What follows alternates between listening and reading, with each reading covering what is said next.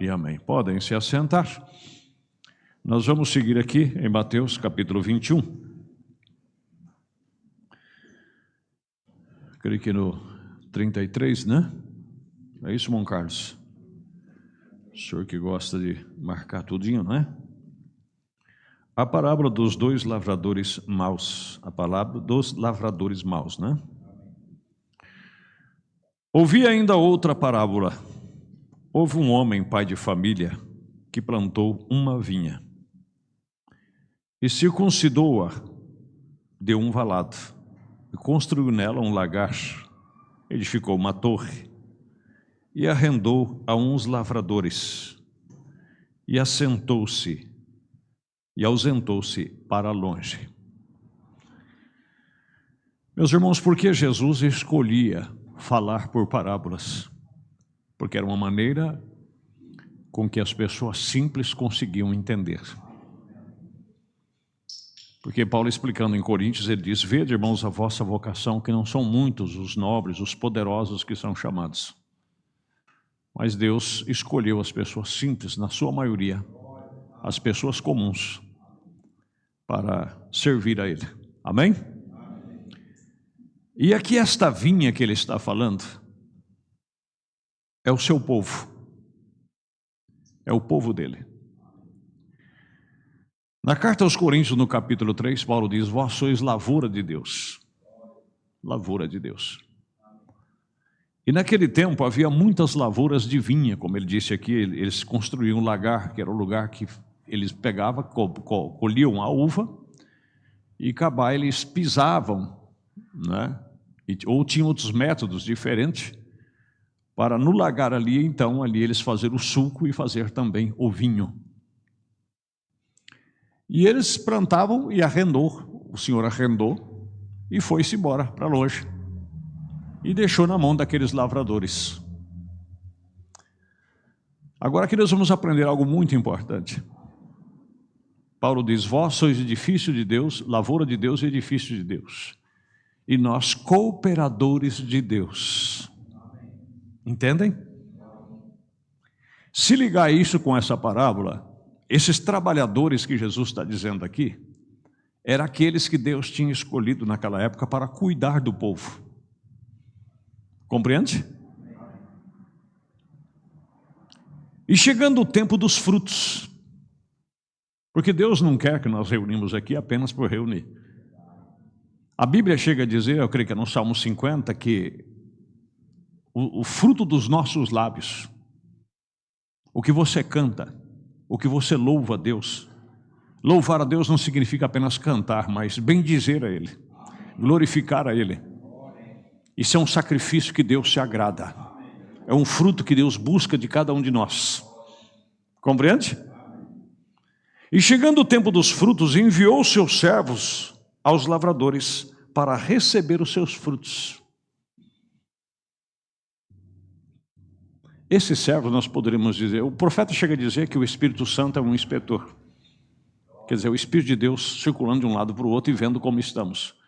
Podemos dizer os anjos, que são seres ministradores que sempre estão ao nosso derredor. E os lavradores, apoderando-se dos servos, feriram um, mataram o outro e apedrejaram outro. Sem dizer que também os profetas é o que vinha quando eles, para cobrar aquilo. E vinha e admoestava e apregoava contra eles quando eles estavam errados. Depois enviou outros servos, em maior número do que os primeiros, e eles fizeram-lhes o mesmo.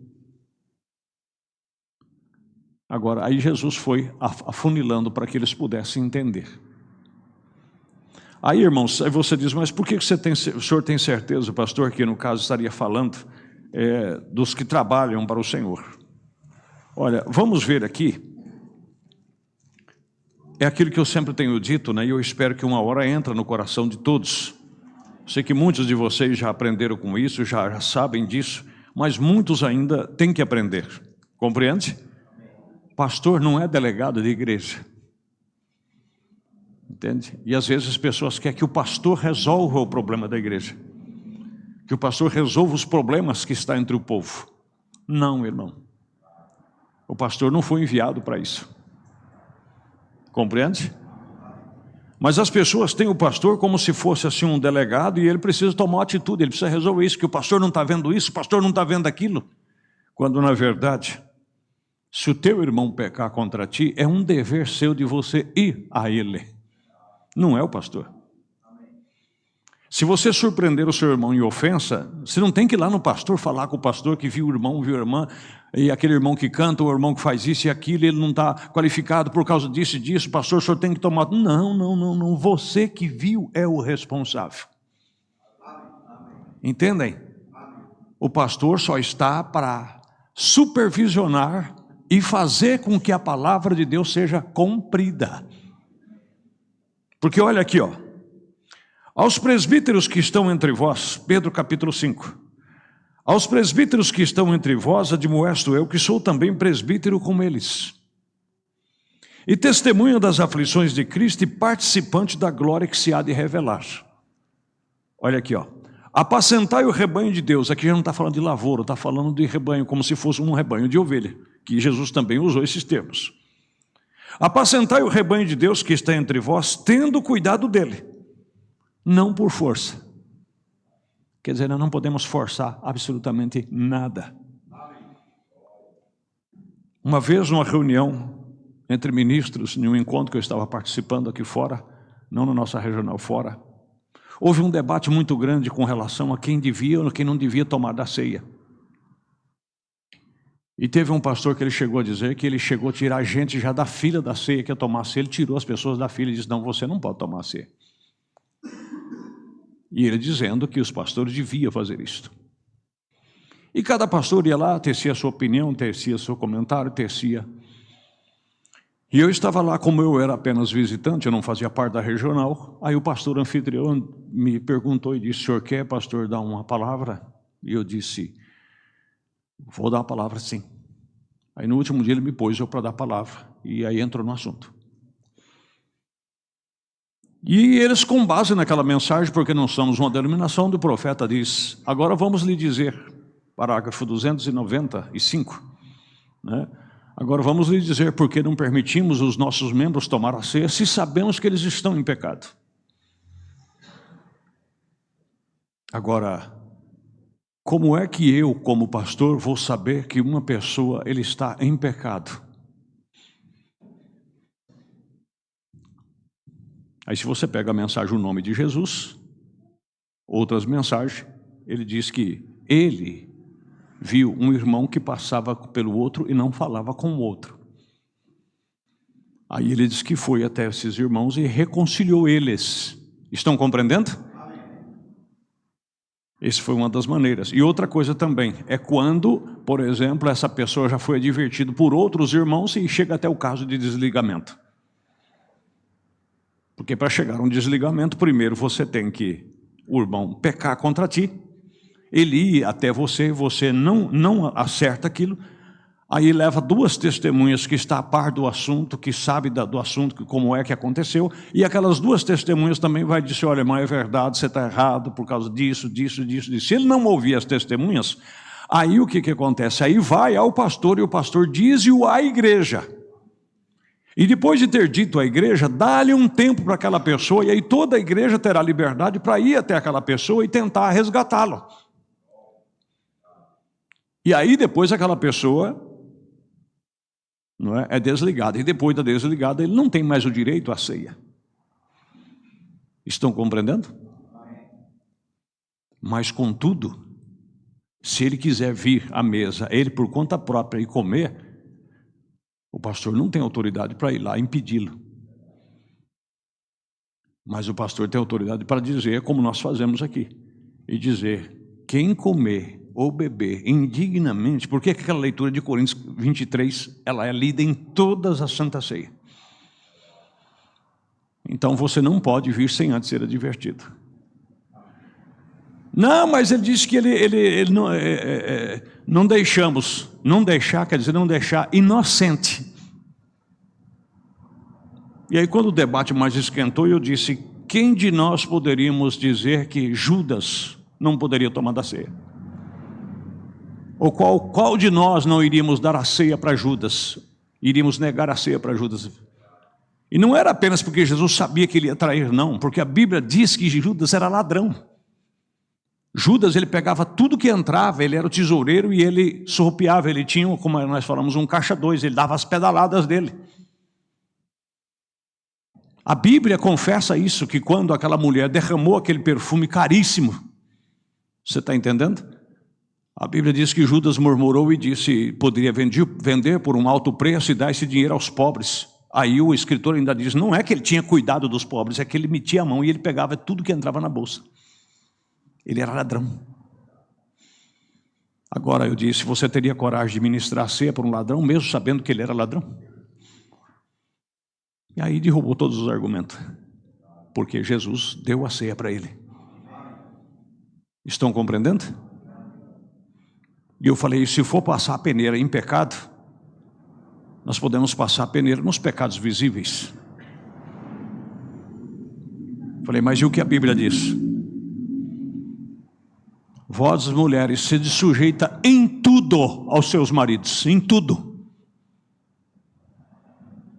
Aí eu pergunto para as irmãs, qual irmã no dia da ceia estaria qualificada para vir tomar da ceia, fora do sangue de Cristo Jesus? Vós, maridos, não vos irriteis contra elas. Aonde está este homem? Compreendendo? Amai as vossas mulheres como Cristo amou a igreja. Qual homem, começando pelo pastor, que pode amar a sua mulher como Cristo amou a igreja? Aí eu te pergunto, onde estaria esse homem qualificado para vir, mediante a letra da Bíblia, pegar no pão e no vinho e tomar e dizer, eu estou pronto para tomar a ceia? Não estamos, irmão. Agora, isso também não quer dizer que tem coisas que as pessoas podem evitar e não evitam. Aí é com eles e Deus. Pode ter certeza que você não vai fazer nenhum benefício, você vai piorar a situação se você vir tomar a ceia. Entendem? Ou seja, para você vir tomar a ceia, você tem que vir numa vida de vitória. E qual é essa vitória? Se algum pecado te vence, você se torna servo dele. E você já não é mais livre, você é escravo. Você não tem poder sobre aquilo. Vocês estão compreendendo? Aí o profeta cita como beber, fumar e outras coisas mais. Você é dependente, aquele vício te escraviza e você não consegue vencê-los. Mais coisas disso te tomar por um instante e depois você ir acertar. Compreende, meus queridos? Nem como tendo domínio sobre a herança de Deus, mas servindo de exemplo ao rebanho. Agora, esses lavradores, eles se apoderaram da vinha. Irmãos, os sistemas, principalmente denominacionais, eles têm as pessoas como se fosse, vamos dizer assim, propriedade particular deles. E se pastor também mesmo da mensagem, se você não tomar cuidado, você vai ter o povo como se fosse propriedade sua. Esse povo não tem o direito de escolher, esse povo não tem o direito de fazer da vida deles o que eles querem. Quer dizer, não lhe é dado. As pessoas servem a Deus sobre opressão, quando na verdade Deus não quer que você serve Ele por opressão. Ele quer que você o sirva de livre e espontânea vontade. Que você guarde a sua palavra por amor, que você sirva a Ele por amor. Compreende? Como Ele te amou. Nem como tendo domínio sobre a herança de Deus, mas servindo de exemplo ao rebanho. Então, voltando aqui, né? Houve ainda outra parábola. Houve um homem, pai de família, que plantou uma vinha e circuncidou-a num valado e construiu nela um lagar, edificou uma torre e arrendou a uns lavradores. E ausentou-se para longe. E chegando o tempo dos frutos, enviou seus servos, os lavradores, para recolher os frutos. E os lavradores, apoderando-se dos servos, feriram um e mataram o outro e apedrejaram o outro.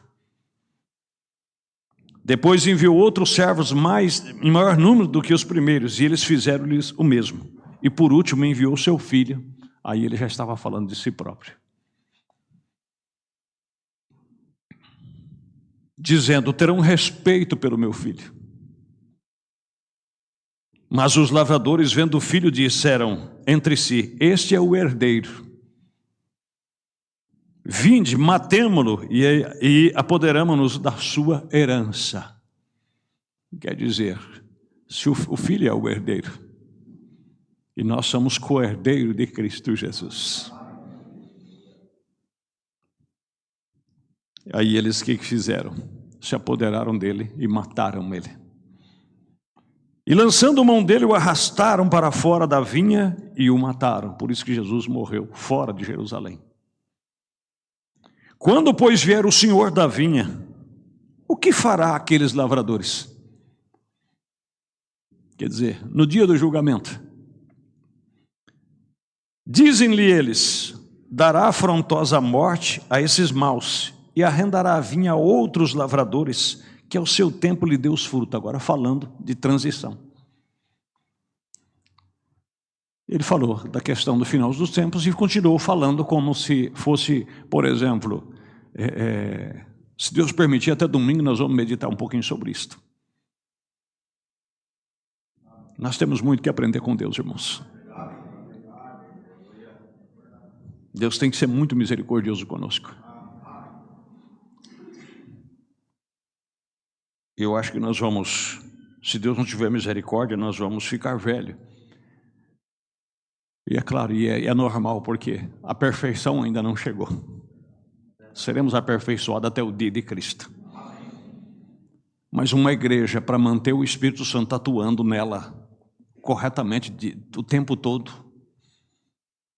nós temos que ser muito humildes, nós temos que melhorar bastante. Para ver Deus trabalhando com liberdade. Deus trabalhando à vontade. Compreende? Porque senão nós se assenhoramos de certas coisas e nós achamos que é nossa. Quando na verdade, Deus só nos emprestou. Deus só nos arrendou.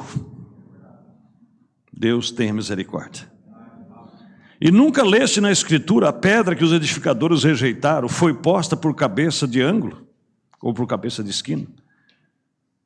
Pelo que o Senhor foi feito isto, e é maravilhoso aos nossos olhos. Portanto, eu vos digo que o reino de Deus vos será tirado. Falando para eles, os judeus. E será dada a uma nação que dá os seus frutos. Você pode notar que o que Deus quer não é blá blá blá. Deus quer ver frutos. E nós temos que saber que tipo de frutos Deus quer que nós venhamos produzir. Amém, meus irmãos? E qual que é o primeiro fruto do Espírito Santo? É o amor. Que tudo crê, tudo espera, tudo suporta. Não se porta com indecência. Não busca o seu proveito próprio. É Jesus maravilhoso. E o segundo fruto é o gozo, a alegria da alma.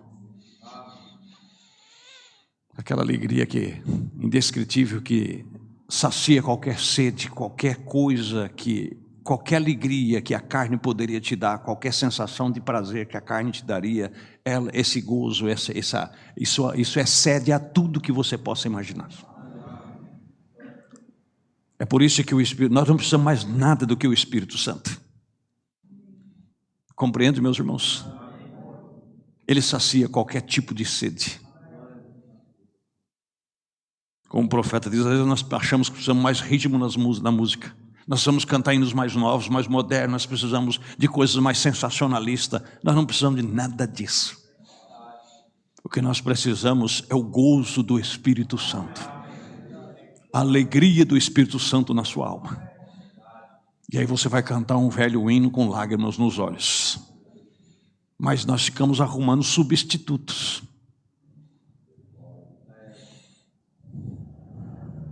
E por que não dizer que as fruteiras em cima das mesas, começando pela minha lá de casa, lá tem tanta coisa, tem tanta fruta bonita, né? Mas morde ela para você ver, é plástico. E aí nós já começamos a arrumar substituto, nós começamos a arrumar coisas fabricadas. E aí nós dizemos assim: nossa, mas que bonito, né? Que coisa linda, é verdade, mas só para olhar. Não se pode participar. Foi como nós falamos outro dia. Nós somos uma bênção, mas saindo daqui cada um indo para a sua casa. Mas se ajuntar nós num lugar, como o profeta fala que foi no dia do Pentecostes, que eles subiram lá para receber, né, o Espírito Santo, não foi só 120 pessoas, foram mais gente. Mas conforme foi passando os dias, no começo, todo mundo educado, todo mundo, primeiro você, pode ir no banheiro primeiro do que eu. No começo todo mundo, mas conforme foi passando os dias e eles convivendo junto, aí começou a aparecer os defeitos, começou um espetar o outro, acabou a paciência, e aí foi indo um, foi indo outro, foi indo um, foi indo outro. Quando menos espera, restou só 120, que pôde ficar em um só acordo. Amém?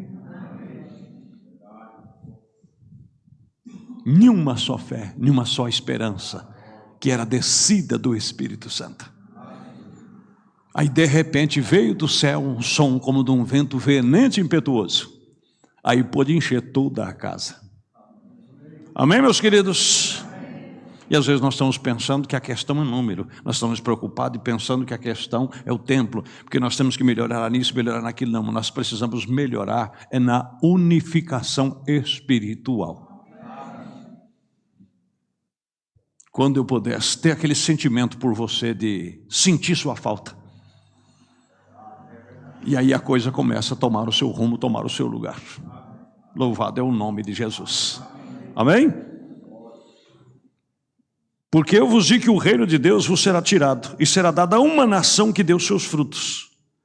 E quem cair sobre esta pedra despedaçar-se-á, e aquele sobre quem ela cair ficará reduzido a pó. Ou seja, me mostre um que já levantou contra o cristianismo e ficou de pé. Ou se levantou contra Cristo, ou se levantou contra a palavra. Entenda, meus queridos? É como eu sempre digo para vocês, né? Você não precisa se defender. Você não precisa brigar pelos seus direitos, você não precisa de nada, né? Você não precisa ficar aí, vamos dizer, no Facebook, nas redes sociais, discutindo e um manda parágrafo para o outro, manda parágrafo, versículo para cá, versículo para lá. Não precisa nada disso. Nada disso. Quem tem que conhecer você é Deus, e Ele já conhece. Ele conhece o seu interior, o seu pensamento, as suas intenções. Entendem? E se tem um que pode te defender, é Deus. Não precisa você se defender. Ele mesmo disse que quem escandalizar um desses meus pequeninos, seria melhor amarrar uma pedra no pescoço e se lançar nas profundezas do mar do que ofender um desses meus pequeninos. Imagine você a sentença que é. Tanto que a Bíblia chega a dizer, irmãos, olha para você ver como é perigoso. Em 1 João capítulo 3, o verso 15. Aquele que aborrece o seu irmão é homicida.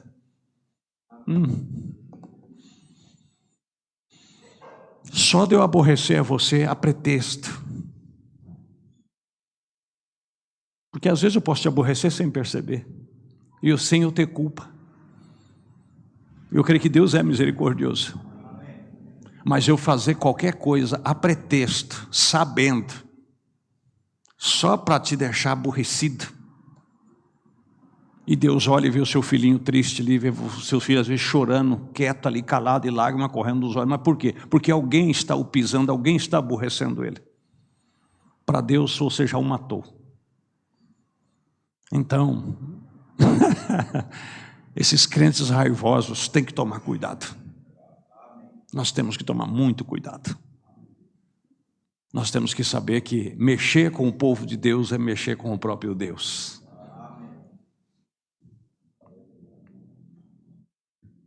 Mas às vezes nós tomamos tanta liberdade, é que nem os irmãos de casa, né? Um fala que vai dar no outro, outro fala que vai bater no outro. Por quê? Porque eles estão acostumados ali no dia a dia, né? E às vezes nós se acostumamos tanto um com o outro e diz, aquele irmão também tem que, tá louco, tem que dar um tempo. E Deus olha assim e fala,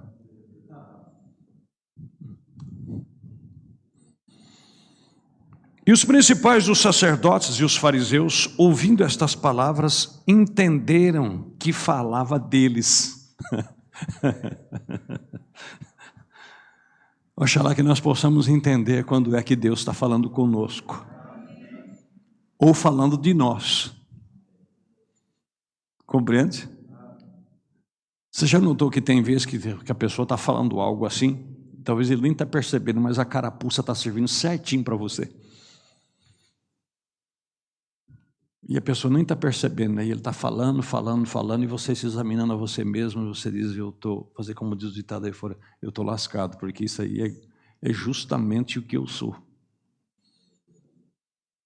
Aí a melhor coisa que tem é aos pés de Deus de se humilhar. E dizer, Senhor, tenha piedade de mim. Tenha misericórdia de mim. Amém?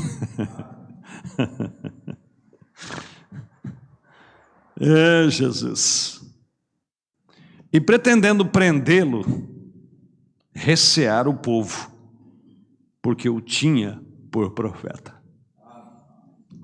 Então, olha para você ver a mesma coisa. Por que que Saul não quis destruir completamente os amalequitas? Quem que Saul temia? Ele temia o povo. E aí vem Pedro e diz, importa agradar a Deus e não aos homens. E esse povo só fazia umas coisas politicamente, com medo de ofender o povo, com medo de ser apedrejado pelo povo, com medo de perder a popularidade com o povo. Irmãos, se tiver que perder, que perca, mas fique com Deus. Amém? Louvado é o nome de Jesus. Mateus capítulo 22, nós vamos seguir aqui, né? Não há regra que temos que... Vamos aqui, terminando o 21, já vamos entrar no 22, que eu ainda tenho mais quase uns 10 minutinhos, e eu amo falar da palavra de Deus. Então Jesus, tomando a palavra, tornou a falar-lhes em parábola, dizendo, lá vem outra. O reino dos céus é semelhante a um certo rei que celebrou as bodas de seu filho, quer dizer, o casamento. A festa do casamento. E naquele tempo o povo tinha coisa de festa de uma semana, 10 dias. Eles não perdiam tempo com festa não é? E enviou seus servos a chamar os convidados para as bodas, os empregados. E estes não quiseram vir. Depois enviou outros servos dizendo, dizei aos convidados, eis que tenho o meu jantar preparado, e os meus bois e cevados já mortos, e tudo já pronto, vinde às bodas. Quer dizer, vem se alegrar comigo, meu filho está casando. Porém eles, não fazendo caso, foram um para o seu campo, o outro para o seu tráfico, e outros, apoderando-se dos servos, o ultrajaram e mataram. E o rei, tendo notícia disso, encolarizou-se, e enviando seus exércitos, destruiu aqueles homicidas e incendiou as suas cidades. Então disse aos servos, agora o profeta prega isso na mensagem, a sua vida digna do evangelho. Ele fala sobre essa parábola. Que isso de tempo em tempo Deus tem uma festa, só que é uma festa espiritual. Em Isaías, no capítulo 25, ele diz que vai celebrar umas bodas, umas festas, com vinhos novos e com tutanos. Alguém aqui sabe o que é um tutano? É aquele que vem dentro do osso buco. Se você não sabe o que é osso buco, é quando você pede para o açougueiro cortar ali o músculo juntamente com o osso, que tem aquele tutano dentro, que tem aquela aí que você pega e bate no prato assim e sai, aí você amassa no arroz, com aquele caldinho. E ele disse em Isaías capítulo 25 que ele vai preparar umas bodas, uma festa com vinho novo e com tutanos. É por isso que Jesus estava usando essa parábola aqui, né? Aí só para os fortes, né? Porque essa geração do miojo não vai aguentar comer um tutano. Se comer, vai para o HR. E o rei, tendo notícia disso, encolarizou-se E enviou seus exércitos e destruiu aqueles homicidas. Mas eles não quiseram, irmãos. E de quando em quando Deus está oferecendo a festa de Deus, a festa dele. E essa festa tem vinho que é o estímulo do Espírito. Amém? De vez em quando você vê que alguém se alegra, alguém pula, aquilo lá está tomando um bom copo de um vinho novo. Né?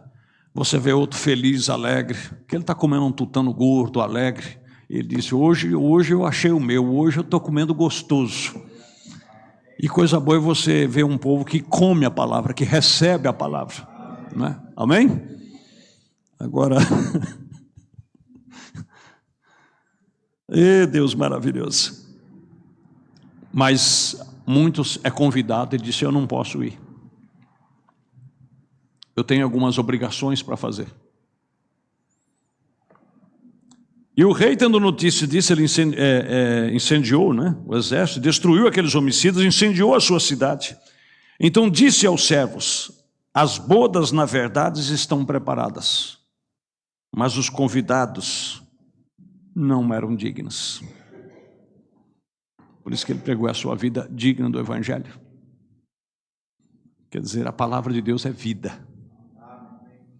E Deus nos convida a comer dela, a viver dela.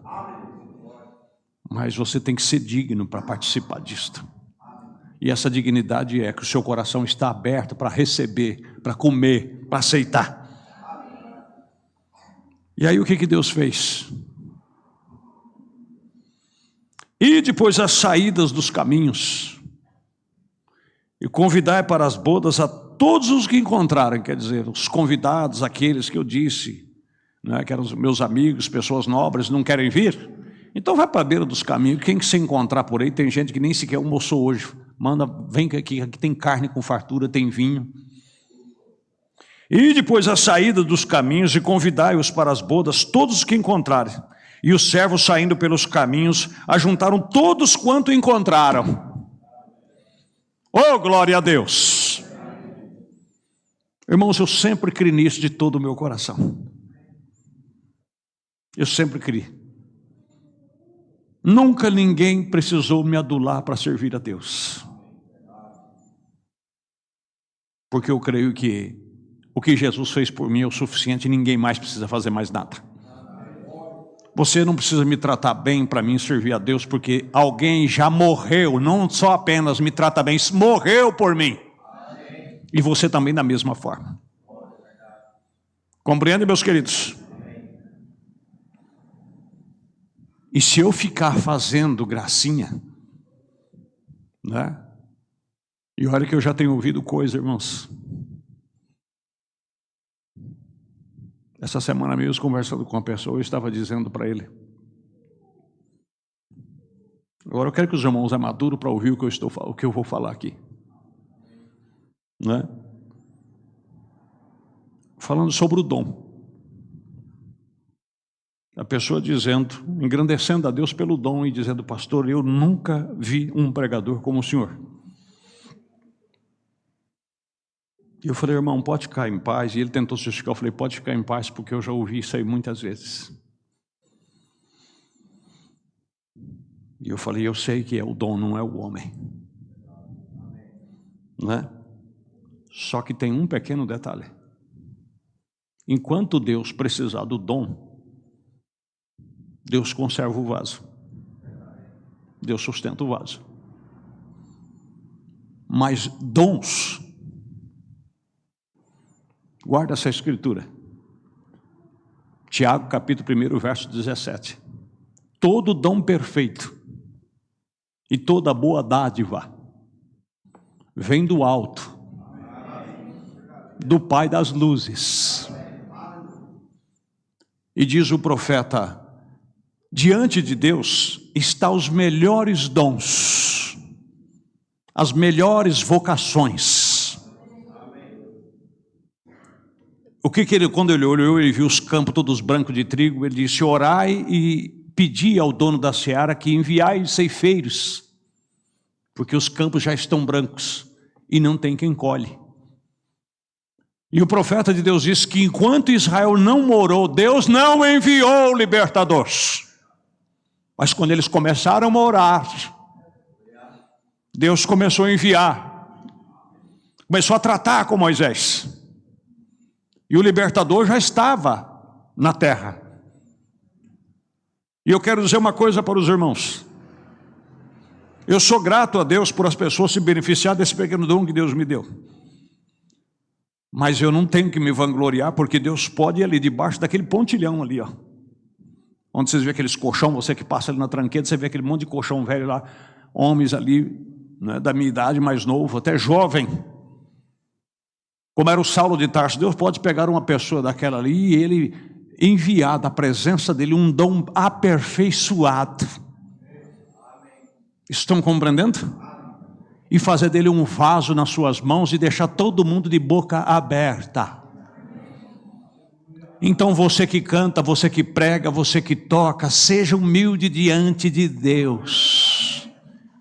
Porque Deus pode das pedras levantar filho a Abraão.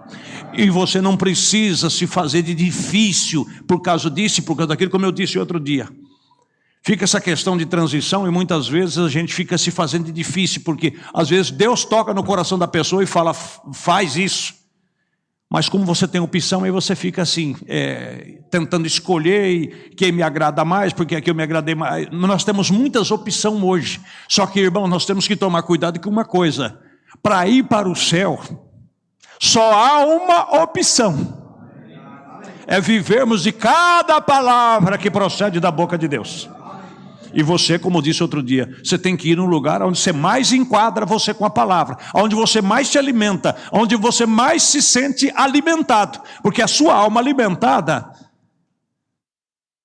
ela estará sadia, e você estará preparado para ir para o reino dos céus. Agrados, você vir aqui, eu ficar ali na porta apertando sua mão e abraçando você, e fica aqui, irmão, e fica no nosso meio, tudo, tá bom, isso aí é a parte. Nós amamos uns aos outros, podemos até fazer, mas isso aí não vai te levar para o céu. Compreendem, meus queridos? Porque eu sei de denominações que são tão zelosos que tem casais que ficam na porta para receber as pessoas, para trazer as pessoas e trazer até no banco. Pega as velhinhas, ajuda as velhinhas, dia das mães, faz aqueles banquetes, faz jantares e leva, e dá rosa, e dá isso e daquilo. Irmão, isso para um clube é uma coisa muito bonita. Mas isso não vai preparar ninguém para o céu, não. O que vai nos preparar para o céu é essa palavra nua e crua. Como diz o profeta, sem luva, entendeu? Para quando bater assim, sentir mesmo, falar assim, agora Deus bateu, mas Deus bateu com força, né? Amém, meus queridos? Mas, infelizmente, irmãos, agora deixa eu seguir aqui, porque só tem mais 5 minutos. Ide à saída dos caminhos e convidai-os para as bodas, e todos os que encontrares. E os servos saindo pelos caminhos, ajuntaram todos quantos encontraram, tanto maus como bons. Deus não quer saber do seu passado, Deus não quer saber se você era bonzinho, se você era mau. Como ele escrevendo a Tito, ele chegou a dizer, não foi por obra de justiça que nós fizemos, que Deus nos chamou. Que obra que você fez quando você estava lá no mundo? Deus não te chamou porque você é bom, Ele te chamou porque Ele te escolheu desde a fundação do mundo. E Ele é que é o bom, Ele é que vai fazer por você o que você precisa. Aí nós vemos um cidadãozinho tudo alinhado, tudo certinho, nós falamos aquilo ali, vai dar um bom cristão. Às vezes nada, porque ele já se sente o suficiente. Aí você pega um cidadão todo torto, todo arrebentado, onde o diabo já furou ele para tudo quanto é lado. Você vem e só vê cicatrizes que o diabo já tem te deixado. E aí eu vou te falar para você, quando ele vem com raiva.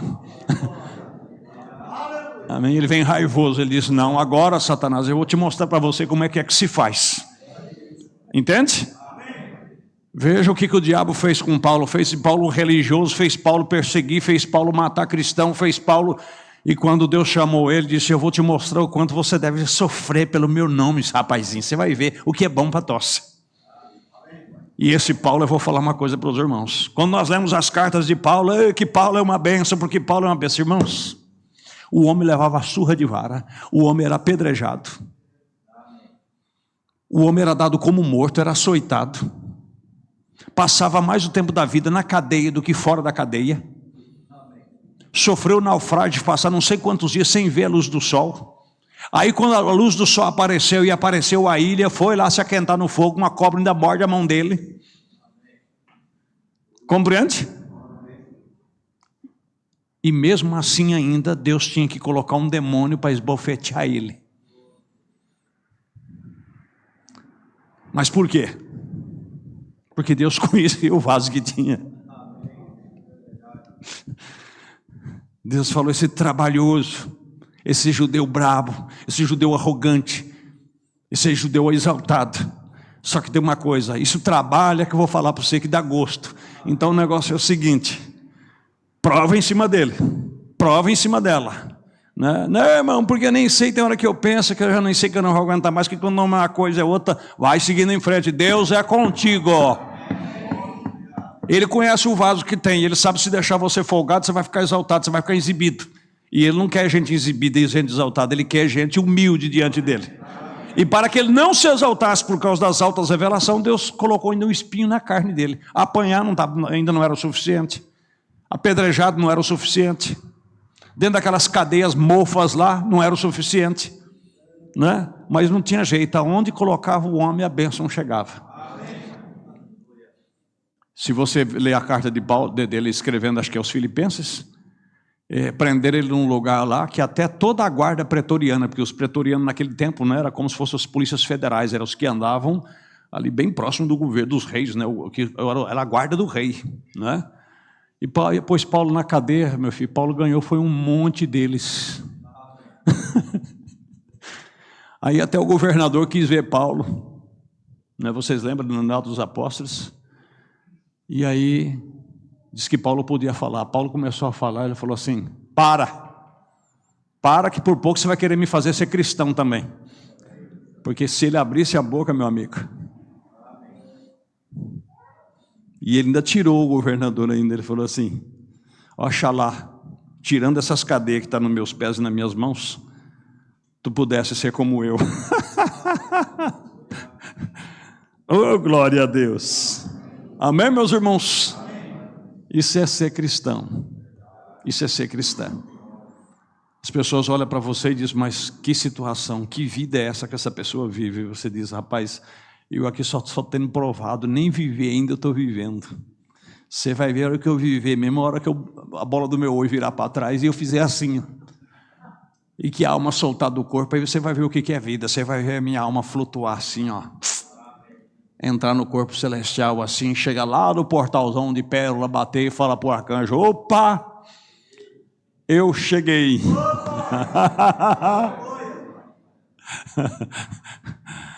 E ele abre o portal, não precisa nem do botão automático, né? Abre assim, entre e vem para o descanso do teu Senhor, que tem te preparado. Aí você entra e lá vem fulano, lá vem ciclano correndo, não é? Para te abraçar e disse, que bom que você chegou. Quem quer morrer essa noite, levanta a mão.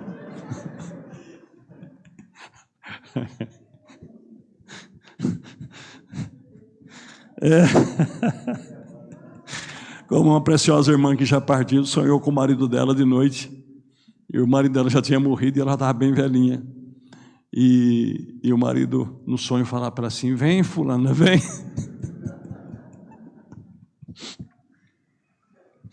E ela acordou e falou assim, para trás de mim, Satanás. Mas por que, mas não, quem tá do lado lá não volta mais para cá, não era ele, não. Queria ir não. Mas vai chegar uma hora, irmãos, queira ou não queira, nós vamos ter que ir, se Jesus tardar. Amém? E o servo saindo pelos caminhos, ajuntou todos quantos encontraram, tanto maus como bons, e a festa nupcial foi cheia de convidados. Amém, meus queridos? Se eu ficar fazendo biquinho doce, você ficar fazendo biquinho doce, como eu estou falando, Deus vai trazer os mendigos aí, que eu vou deixar o saco do lado da porta aí, eles vão entrar aqui para dentro, e quando você menos espera, como aconteceu domingo, né? Nunca aconteceu aquilo na minha vida, irmão. Nunca aconteceu. Mas Deus é maravilhoso. Eu só falei que dia 12 nós ia ter o batismo, né? o irmão Francisco levantou a mão. Aí eu falei assim, Deus abençoe, irmão. Ele levantou a mão, né? Aí terminou o culto, ele veio aqui no altar e disse, não, eu levantei a mão porque eu quero aceitar a Jesus. E eu falei, mas como que é isso, né? E eu não conhecia ele. Falei, amém, irmão, amém. Só vi ele algumas vezes, né? Mas quarta-feira ele estava aqui orando já. E veio junto com o irmão André e falou para mim assim, o senhor, como é que falou? O senhor permite que eu seja batizado? E eu falei, eu permiti? Quem sou eu, meu querido? Né? Jesus te recebe, sim, se você deseja, né? Você vai ser batizado, sim, no nome do Senhor Jesus. Aí na quarta-feira também terminamos o culto de oração, uma benção aqui que cresceu, nasceu, cresceu dentro da igreja. E um dia até perguntei em casa, será que fulana já foi batizada, que eu não me lembro, porque é tanta gente que foi batizada, né? Aí tinha uma pessoa que tinha mais liberdade e perguntou, eu disse, não, nunca fui batizada, não. Aí terminou o culto de oração, estou aqui, virado aqui como sempre, arrumando a pasta aqui atrás. Sobe a coisa assim, a lágrima correndo. Falei, ué, o que está acontecendo? Ele disse, eu quero que o senhor me batize dia 12. Amém? Então você não se assusta se entrar mendigo por essa porta. Se entrar andarilhos, pessoa que nós nunca nem vimos na vida. Deus pode ocupar o nosso lugar se nós ficar fazendo biquinho doce. Biquinho doce, vocês entendem o que eu quero dizer, né? Biquinho doce é assim, acho que eu vou dar um tempo. Né? Ser crente não está muito bom, não, eu vou dar um tempo. Você vai dar um tempo. Aí quando você pôr a cabeça na porta, você já tem outro no seu lugar sentado. E aí? Que Deus nos ajude. Amém, meus queridos? Vamos nos pôr de pé e vamos agradecer ao Senhor. Só você tem uma palavra de agradecimento? Deus Todo-Poderoso, muito obrigado, Jesus. Muito obrigado, meu Deus. Tu és maravilhoso. Tu és santo. Tu és magnífico, ó Deus. Tenha misericórdia de mim, Jesus. Tenha misericórdia dos meus irmãos, das minhas irmãs. E que nós nunca, Senhor, venhamos ficar de tal ponto, Pai, de acharmos que o sol não vai brilhar se nós não existirmos. Que não vai ter culto se nós não formos. Que ninguém vai tocar se eu não for. Ninguém vai pregar se eu não pregar. Meu Deus, como o Senhor disse, descendo para Jerusalém, se eles se calarem, estas pedras vão clamar. Mas alguém vai ter que me louvar. E o Senhor pode das pedras fazer filhos a Abraão. Eu creio nisso, eu creio nesse evangelho, Senhor. Eu creio que o Senhor pode fazer os que não são ser, e às vezes os que são não ser mais. Por isso tenha misericórdia e nos dê um espírito humilde. E permita, Senhor, que todo o teu povo continuamos assim, humilde em tua santa presença. Agora leva-nos em paz e nos descansa. Como também, meu Deus, veja ajudar todos os teus filhos que vão trabalhar amanhã aqui, Senhor, instalando alguns novos aparelhos. E muito obrigado por todas as bênçãos, por todas as dádivas recebidas, em nome do Senhor Jesus Cristo. Amém. Graças a Deus.